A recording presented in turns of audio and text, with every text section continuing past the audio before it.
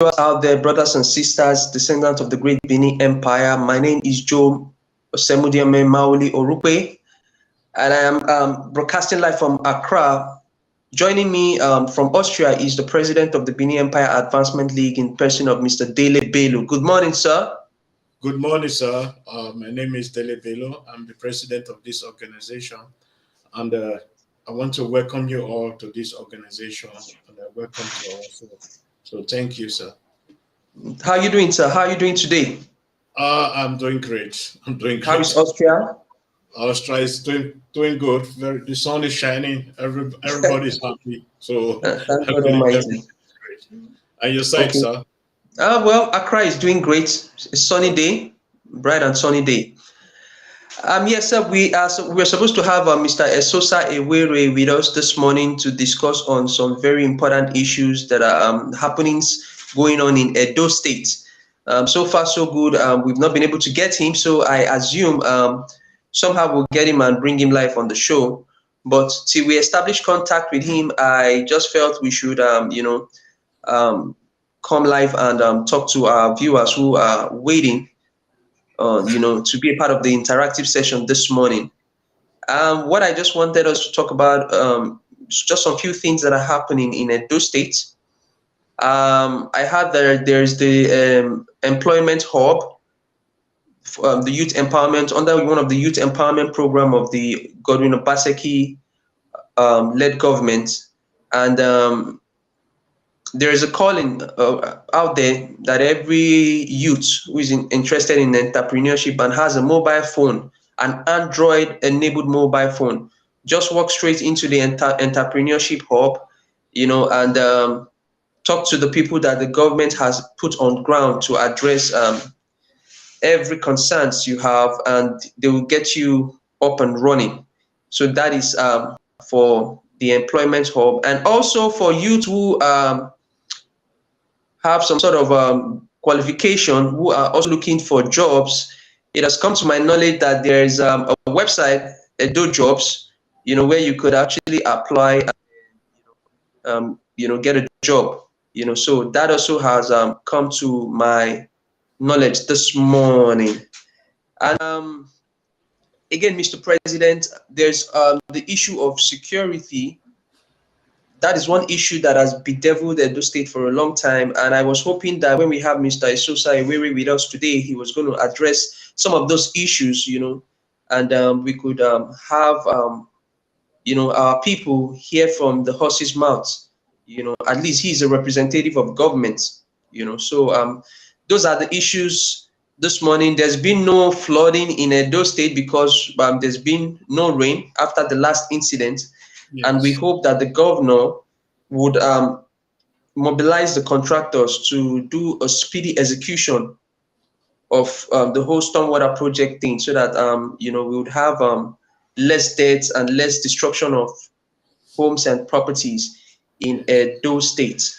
So, Mr. President, I was thinking, based on all the things that were going on in the political space in Nigeria, and I was hoping that I would see our brothers and sisters from the Benin Empire, be in the center stage when it comes to the aspiration, the presidential aspiration, and the aspirants coming out, flying around.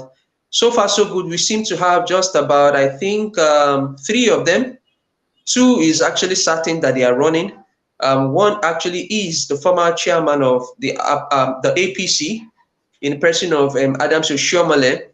But of course, we really do not know if he's really running or he's actually running for Senate. We still don't know that yet.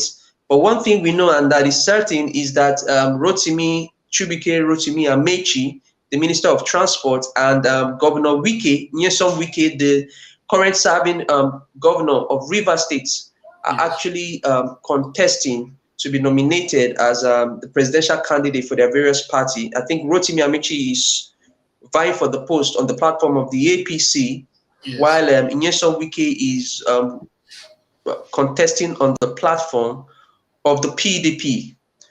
For Mr. Adams Oshiomhole, I have also heard that he is aspiring on the platform of the APC too, but it's not certain yet. What do you think so far? You know, when you look at the Southwest politicians, already they have about 6 or 7 of them.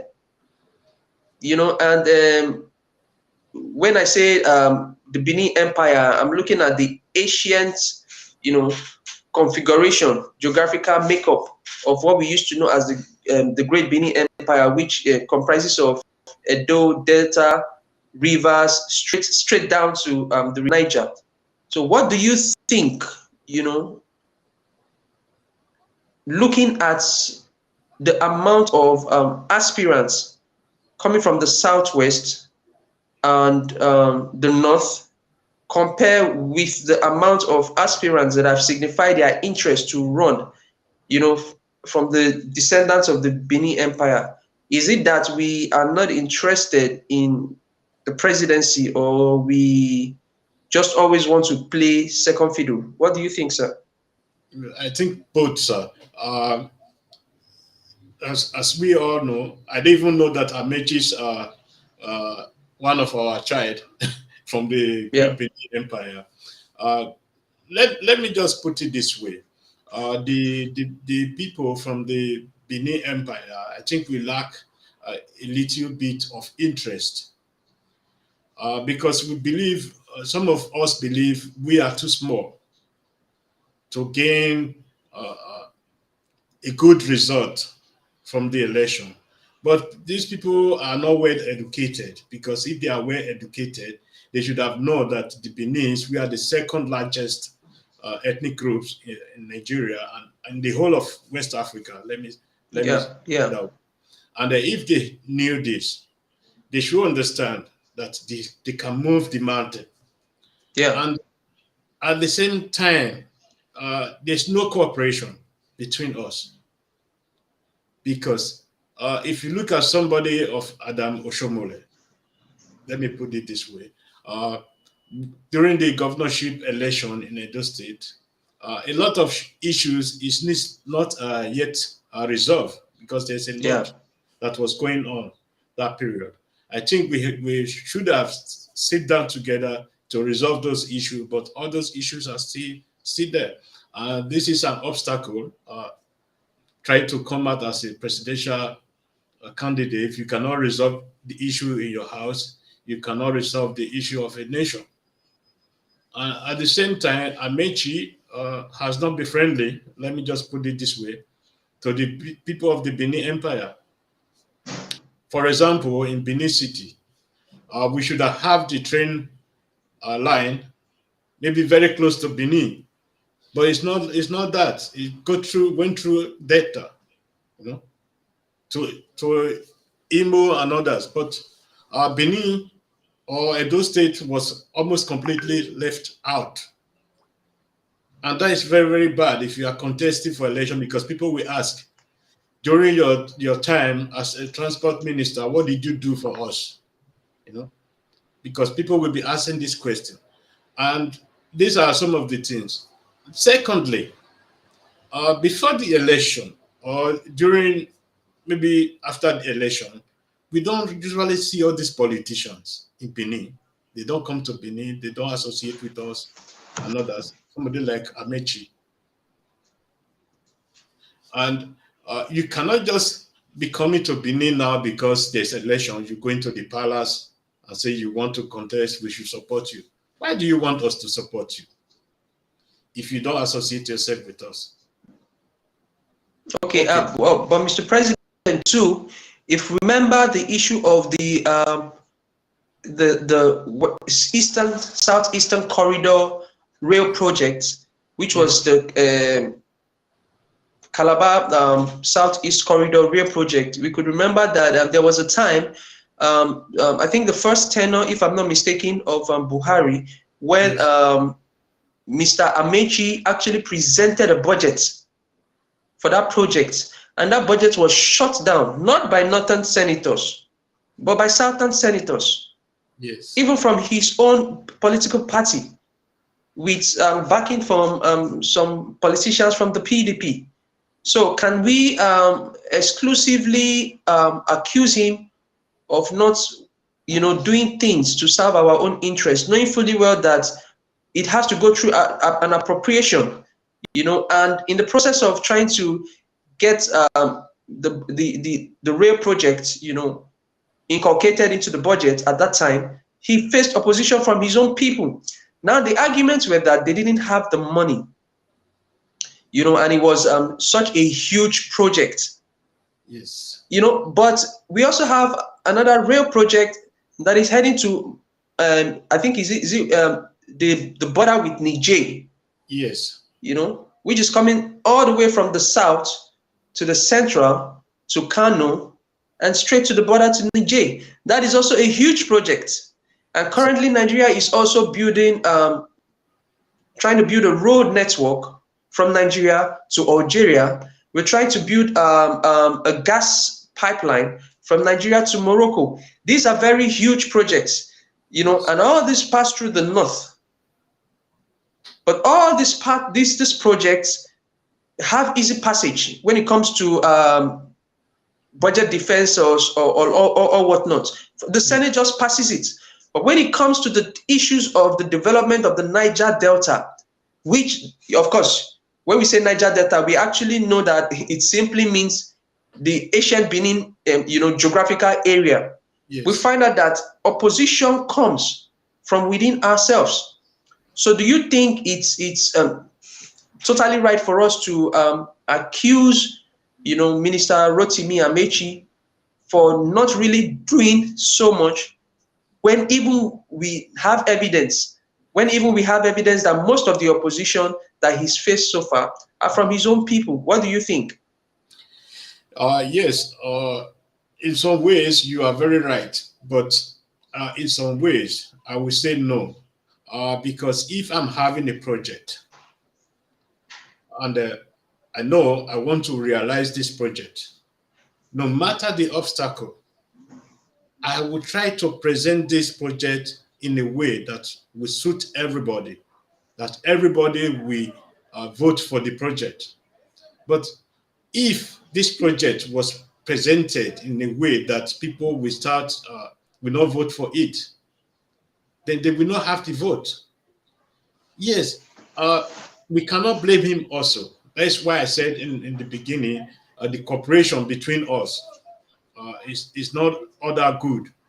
The Beninese or the South, what they now call the South, should try to come together and form one front, because we can see this from the Igbos, from the east, and from the west, and from the north, even the middle belt. Yeah. They have sort of cooperation. Once they present a candidate, all of them will come together and work towards the success of that candidate. But in the case of the South, there's always a problem. They don't have loyalty. They are not loyal to anybody. It's like, okay, look, for example, Amechi and Wiki. I think they are from the same area. Yes, exactly. Both are equaries. Yes. Both of them are supposed to be acting like brothers, But it's not in that form. Even Oshomole should have also come together with these people and said, okay, what do we do? I'm contesting, you are contesting, and you are contesting. Okay, if you win, I will support you. If I win, you support me, or something like that. But there's not. Okay, but Mr. President, don't you actually think that we would have expected to see more of the Oba of Benin, for instance, calling the political gladiators in the south region and telling them, hey, you guys put yourselves together, come to a consensus, present one person, and let us know, so that we would have all our people back you. Because if you look at the Southwesterners, the Yorubas, for instance, you find out that they were able to, they have elders, someone like Mr.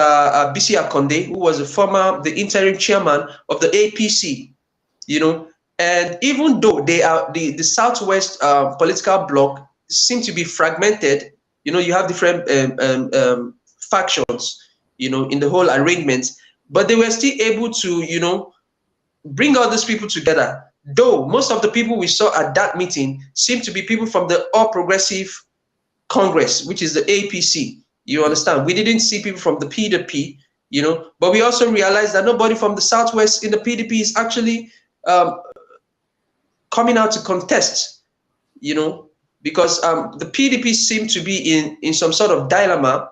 Yes. You know, they are hooked on Atiku Abubakar, which is from the north, and you know, then we have Wike and we have Peter Obi.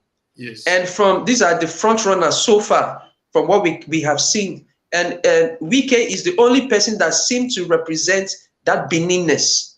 Yes. You know, so I was looking at the situation where we have elders who are, you know, the political men, the men who have the political structure in the south. You know, but we seem not to have those men today. We don't have people like Pat Anthony Aneni. Yes. You know, and people like Pat Tomikimi and a couple of others seem to be silent after Governor Obaseki had won the elections. You know, but they are the ones that should have been in the forefront of, you know, when it comes to organizing in one voice the whole South political agenda. But we are not seeing that happen. So I am saying, in the absence of these people playing a role, don't you think that the Oba of Benin should have, you know, stepped in, called all these guys together and tell them, you know, you guys come together and let's see what we can, you know, produce so that we can go into this contest, you know, with one accord. What do you think, sir? Yeah, thank you very much for this question. If I have to say, we all know the palace are not always involved in politics. Yes. Because of good reasons, because of respect. Yes. Everybody, because they want to treat everybody equal. Yeah. But I still believe the palace is doing a grand job, doing a good job. Maybe we don't see it in television. I believe there's something going on underground, trying to bring these people together. And the palace doesn't always want to announce this in TV or something like that, unless a candidate or intended candidate visited the palace, they will put it to show. I believe there's something going on underground because all these candidates, they would have not be coming to the palace to say, okay, I have an ambition to run. At the same time, it's a little difficult, especially for the, let me say, the educated elites in Benin Empire, because their lack of respect to the tradition of our empire. Because most of us believe if we are educated, we shouldn't bow to any of our traditional rulers, and this is what we have been experiencing. Like, for example, the last governorship election, we saw what happened before the Oba of Benin stepped in. And even after stepping in, both candidates, they don't respect the agreement that we're having on ground. So for this not to repeat himself, I believe the Oba of Benin is doing a grand work to bring these candidates together. And I believe if we can be able to come out with one candidate, if, let me say, without even looking at the party, APC or PDP, let's just look at an independent candidate. If we can be able to present one, I believe that person will also have a chance to win the election. But as it is now, the PDP, they have internal problem in Edo State. We can see what is happening in the social media where people keep insulting each other because of bag of rice. I don't know what what I should say about it. So, and in the APC also, we also have this problem. So it's like we are not organized. If the party themselves, if they are organized, we're organized, and go to the palace or go to the Benin Traditional Council and say, okay, this is what we want to do. This is the candidate we are having. I believe they will have our own full support. But as it is now, we okay. if Wake is coming to Benin, or he came to Benin, he didn't visit the governor, of which I felt that was a little bit wrong from his side, because this is not your state, you are a visitor. He should have maybe just step out down there and 10 minutes and say, okay, hello. That is okay. Doesn't need to have a meeting with anybody or so. But people will look at, value it. Said, okay, he came, he went to the palace, he went to the government house. People will look at it. Yeah, I mean, okay. Mr. President, sorry, let me chip in. I think when Wike came to Edo State, what happened was that he actually visited the monarch. Yes. But he did not visit the governor. Yes, and that was very wrong. And there were issues of his gesture. When he was in the palace, people felt he was a little bit disrespectful to the king. Exactly. Having crossing his leg, having crossed his leg in the presence of the king. But again, some of us we have the opinion that we have people who handle such things in the palace. They should have called his attention to that no, in the presence of the king, you can't actually sit like that. It's not allowed. So yes, he came to the palace, but he didn't visit the governor. But after that visit to Edo State, he went to I think he went to Kano State. And he visited the governor, who actually is not a member of his political party. Exactly. And talking of respect for traditional rulers, we've seen from video clips how Governor Wike speaks to the traditional rulers in Rivers State. Yes. With total contempt and disrespect.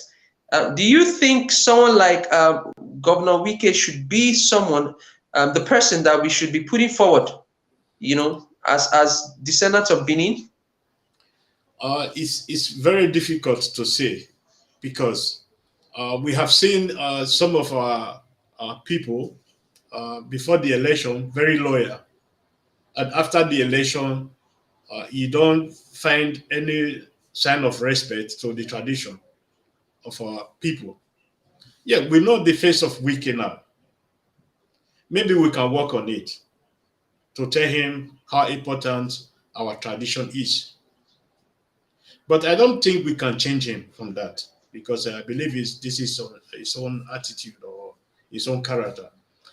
But when we look at it, we doesn't really have more choice, because those three people we were talking about, Amechi, Shomole, they are not really coming forward to say, okay, I have an ambition, I want to run for the president, or want to run as a candidate of the president of Nigeria. And we can come boldly. Okay, well, Mr. President, also let me come in there. I think Minister Rotimi Amechi was actually one of the, in the last 2 weeks, apart from the vice president, which is Pastor Professor Yemi Oshibajo, I think Rotimi Amechi was one person that has been going around the country, consultation. And I think he also met the Oba of Benin. Yes, he did that. I think so. And I think some few days ago, he was in Calabar.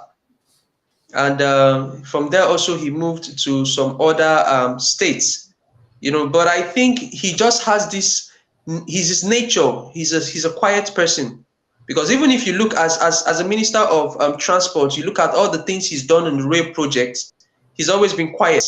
He goes to do physical inspections. He doesn't really talk, and he just does his thing.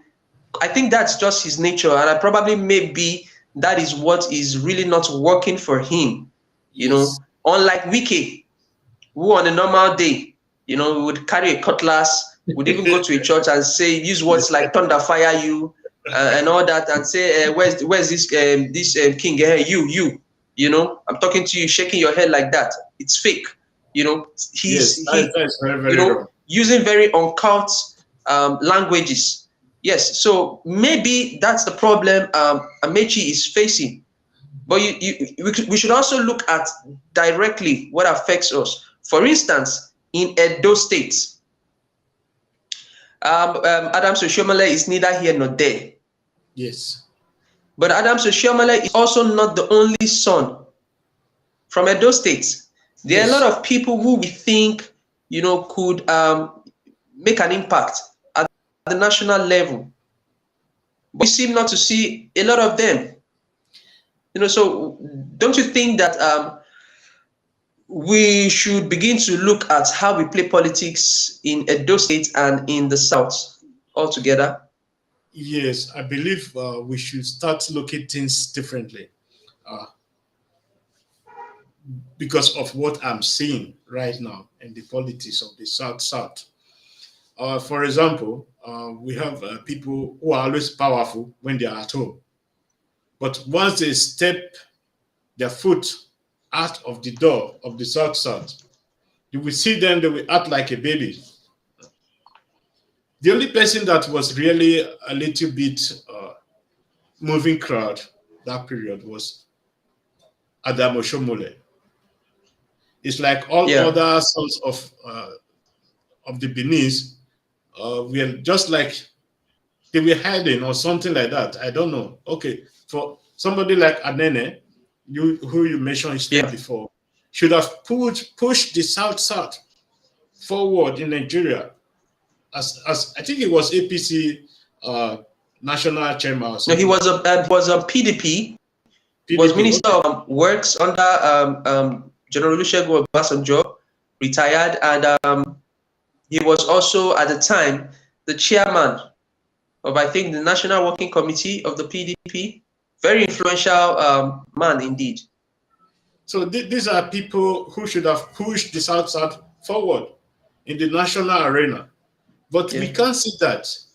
Because when I watched the video of the APC, I believe APC National Conference in Abuja, I saw so many people, how they welcomed Oshiomhole, and how they welcomed the other candidate. It's not that Oshiomhole did something wrong to Edo State or something, but as a leader, there are some certain criteria you have to bring forward. And Oshiomhole doesn't have that as of now. He's not coming out as a leader to say, this is what I want, and this is, doesn't want this. But in the case of Amaechi, I think if you ask in the entire, let me say, Benin Empire, I think only few people will know Amaechi. And that is going to be a very, very big problem because of the popularity. Because to run for a president, you need popularity.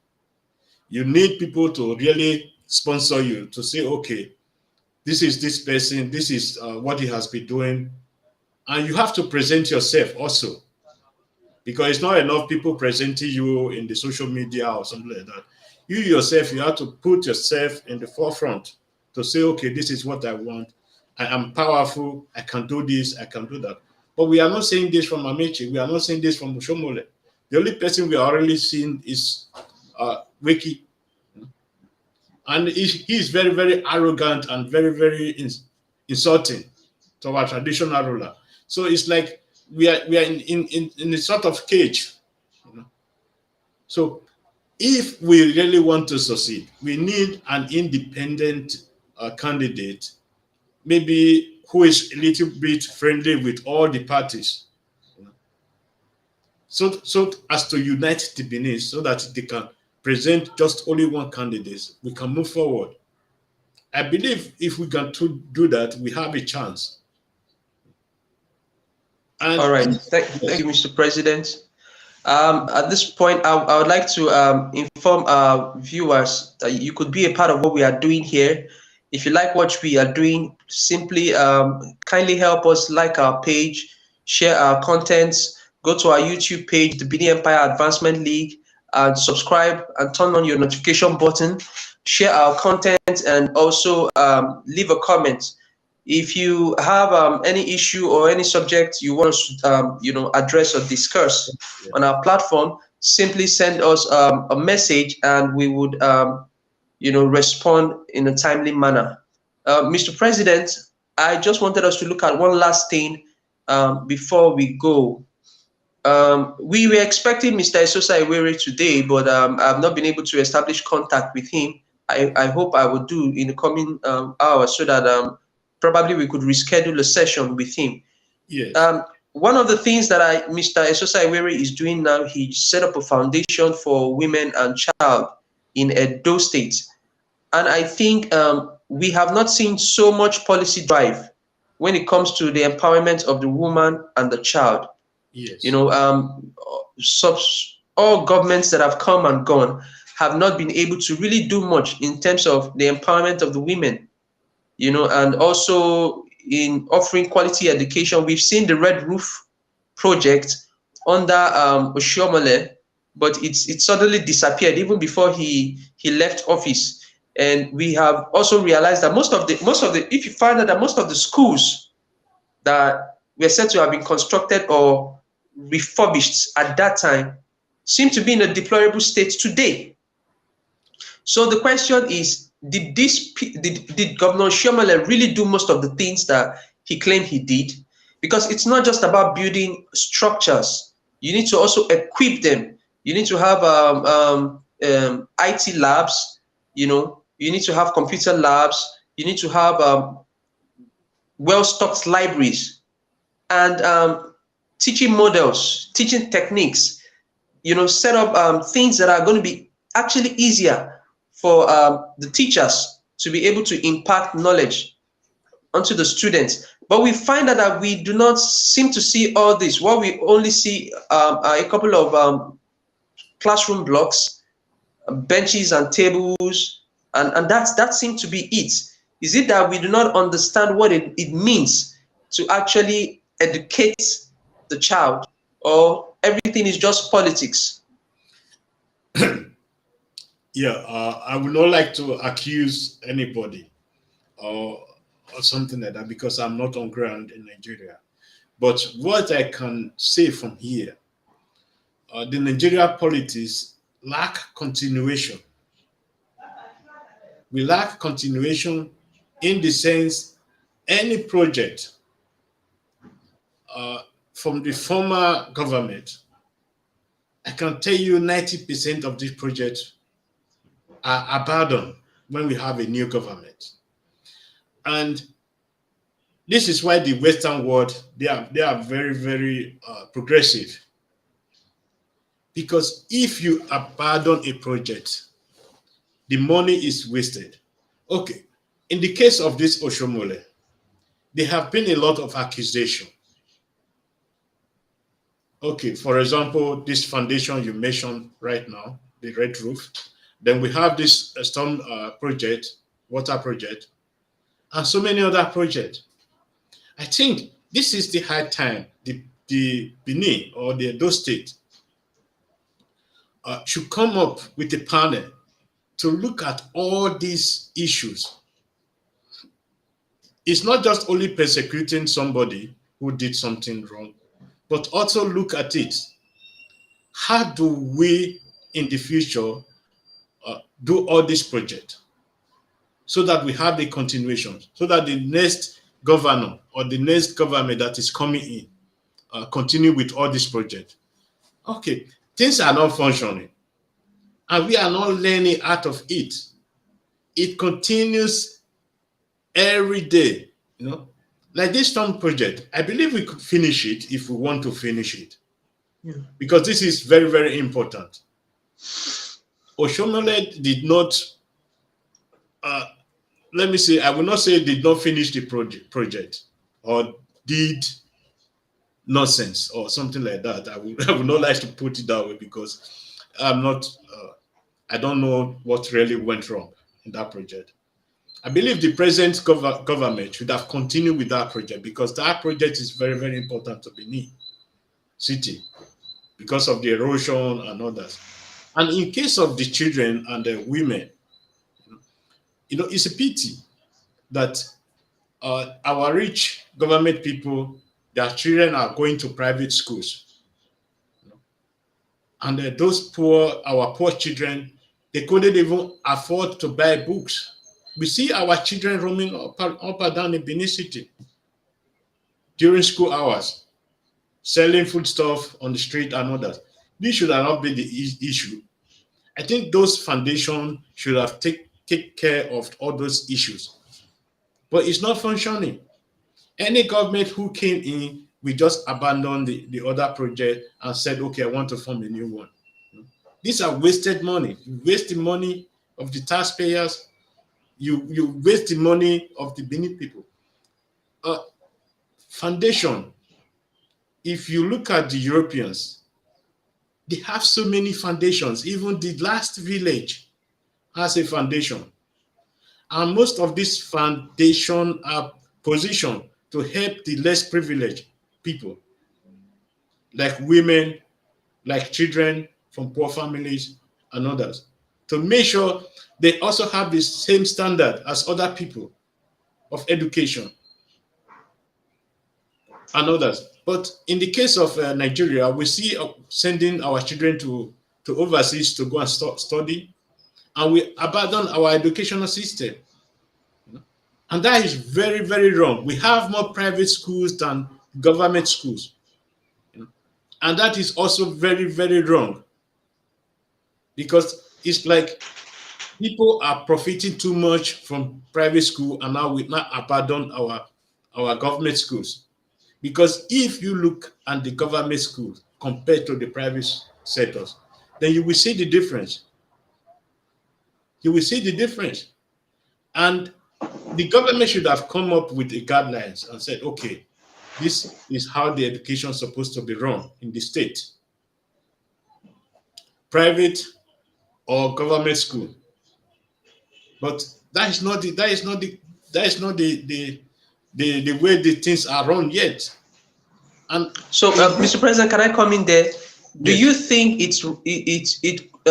we could suggest something to the government that we could use some sort of public-private partnership strategy and give this hand over these schools to private entities, who private companies who could probably in a bidding process, through a bidding process, and give them the schools, tell them to invest funds into the schools, run them, establish all the things that needs to be established, make it well structured, and even when it comes to employing teachers, probably the government has some sort of portal for all teachers. Then from that portal, you have these private companies, recruit teachers and retrain them, so a private company can come in, invest some sort of some certain amount of funds, and probably the government gives that company maybe 10 to 15 years, to recoup his or her funds, then hand over the school back, to the government, and anybody who is going to handle the school again will come through the same bidding process. Do you think that if we have this kind of arrangement, it cuts off the civil servants and their test for corruption? It cuts off the public servants and their abuse of responsibility that is always given to them, and probably just bring in the private sector, let them run this thing and run it smoothly. Thank you for the question. I would say no, because education and security goes together. Because if you give the security of a nation to a private person, it's like you are selling out the nation to a private person. And education, we know people who are less educated come one way or the other with contact with crime. What the government needs to do in terms of education in Edo State is repositioning this education system. Do some structural arrangement for education. Have a control system for our educational system. The private sector and the government sector, they should have a plan. Education system in the private sector have to be combined with the public sector, because we can see the difference now. Okay, let me put it that way. Like that of EWERE and the other universities we're having. If you graduated from EWERE University and you graduated from Uniben, you as a Uniben graduate has less chance of even getting a job. And this is supposed to, we are supposed to end all these things. We are supposed to put everything together and draw a line and say, okay, we all are equal. Because with this system, the less privileged will remain less privileged. If we put it in private hand, can the poor people then afford the education? That's another question we have to answer, because we have to start paying school fees. We have to start doing so many things. The poor or the less privileged cannot be able to afford.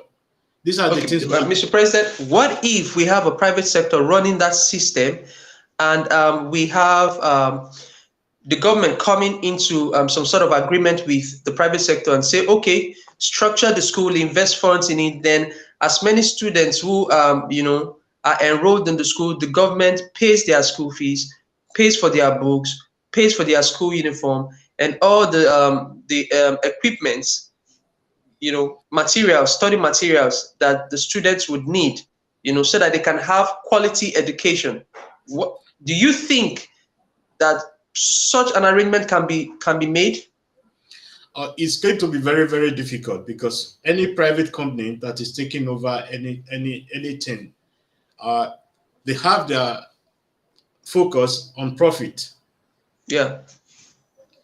Because if they are not profiting heavily from this project, every company or every private individual will be stepping back. Then we have the same mess again that we'll be having. So the most important thing the government should have done now, or should be doing, let me say the commissioner or the commissioner of education, should come up with a plan, come up with a learning plan for our students. That if the ESOSA University doesn't have another plan, or if Minedia University doesn't have another plan, or ISACO person doesn't have another plan, then we have a system, a centralized system of education, that each and every student have the same knowledge and have the same opportunity. That is what the government should be doing, but there's nothing of such. Because during this COVID time, you can see those in private schools, they were able to continue with their schools, with their virtual learning or something like that. But those in the government sector, they couldn't, because you cannot ask a mother who is struggling to feed his 4 kids to buy a phone card for his child for a virtual lesson. It's not possible. So these are things we should be looking into. Let the less privileged also have the same opportunity as the rich people. Although we cannot fully do that, but we have to bring it to some certain level, that in the future, every child has the same opportunity. But that is not the case now. But if the government should partner with the private sector, there has to be a certain enrichment, because I don't know what the laws of the state allowed private sector can do in part of education. Because there's a lot. Okay, look at the rural area. If you go to the rural area, you will see our schools. Some of the teachers, they don't even come to classes. These are the things the government should be looking into.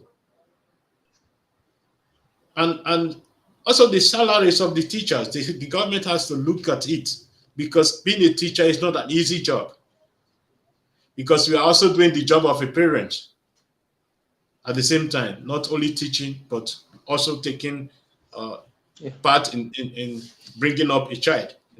The government has to look into this. How do we retrain our teachers? How do we reposition the education so that everybody will start profiting from it? I believe if the government can focus on that, then we will have less privileged people in Edo State, and we will have less criminal. All right, thank you, Mr. President, for your time.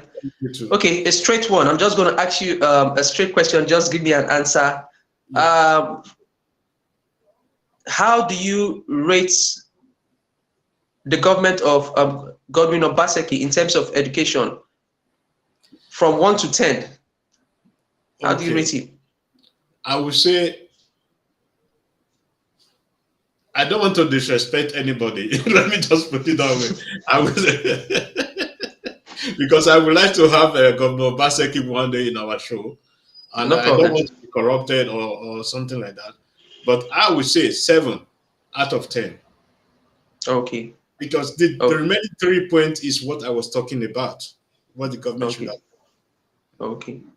Because I've seen him, people praising him, renovating schools, and also make sure that the education move forward in Edo State. So that is why the 7. But the structure needs to be done. There's something needs to be done. All right. Thank you very much, Mr. President. Thank you, everybody who joined us live on this program this morning. My name remains Joe Semudiame Mauli Orupe, and I'm broadcasting live from Accra. And with me in the session this morning is the president of the Benin Empire Advancement League, in person of Mr. Dele Bello. He joined me from Austria this morning. I thought we were able to we will be able to establish contact with Mr. ESOSA EWERE, the senior special aide to the governor of Edo State, Governor Godwin Obaseki, but unfortunately we couldn't. Hopefully, I would be able to establish contact with him and we could reschedule a session with him some other time. Well, during the week, I'll be having a sister who will be on a live broadcast with me. She'll be talking about real estate. So I want you guys to just keep watching our page and watch out and see what is coming. We have something on real estate, and I'll be having her come live with me. I'll be asking some questions, so that we can actually look at how we can invest in real estate and make some money out of real estate. Thank you very much. Once again, I'll say, if you like what we're doing, come to our Facebook page, like our Facebook page, share our contents, pass a comment, leave a comment. Also go to our YouTube page, subscribe to our page, share and like. Also drop a comment. And if you have any question or any subject you want us to, address, kindly send us a message and we would respond in a timely manner. We're about calling it a day today, Mr. President. Hopefully during the week we would have another interactive session, maybe this time with Mr. ESOSA EWERE or somebody else, and we'll keep our viewers informed on that. Thank you, Mr. President. Thank you. Your last words for our viewers. I would like to apologize that we couldn't bring the aid of Governor Obaseki to the public today, but we work hard to get him back to this show, and many more will be coming. Many eminent people from Edo State and all over Nigeria, I hope they will be coming to this show. We are just at the beginning, and we need support. Not just financial support, we need support of the public to grow this organization. We would like to welcome all the Beninese with open arms to this organization.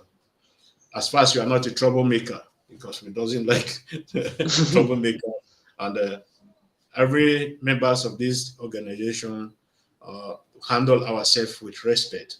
So we would like to welcome you to this respectful house and be a part of us. Let us grow this organization together and bring it forward so that we can help the Benin Empire to regain his power, not just his sovereignty, but his power back, because we are the second largest ethnic group in Nigeria.